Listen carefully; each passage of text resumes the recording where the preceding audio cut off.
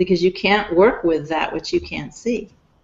If you're numb to what you're actually feeling, if, you know, a lot of us have lots of all kinds of thoughts compulsively going through our mind, or emotions compulsively going through, and we're not even aware of them. They're like this invisible substrata.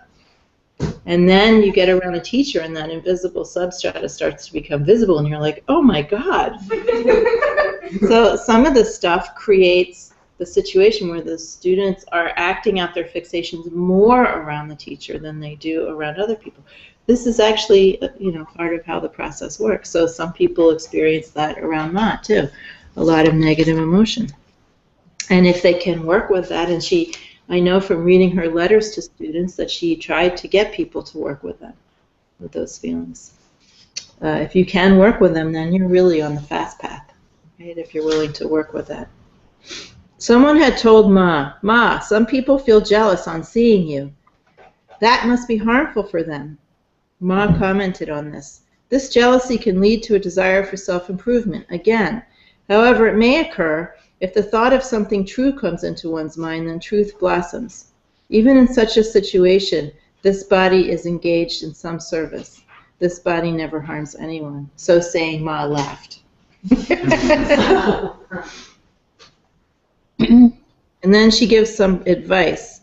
And it's basically an advice to remain in a state of Guru Yoga. How do you work with these things? Try to, when you're in the middle of fixation, you try to take refuge in your own nature. So this is what Ma says. At all times, remain steeped in what is real, remembrance and refuge. Exactly the same as the teachings from Kashmir Shaivism and Dzogchen. Remembrance and refuge. You remember your real nature. What does that mean? You think of some slogan? No.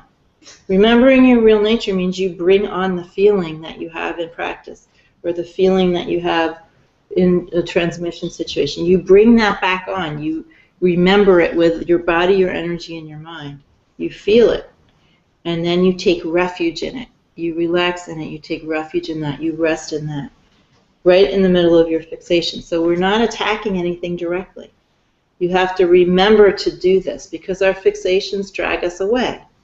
Our fixations, another way of saying that, is forgetting ourselves. The more you can remember, the more you are changing your karmic momentum. So you remember your real nature by remembering your teacher, remembering the state of your practice, remembering anything you can remember that brings you back to your real nature, and then you take refuge in that. And Ma says, if you do this, thereby even death dies.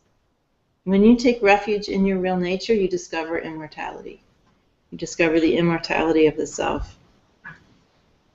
Where the remembrance of God persists, there is no room for sorrow.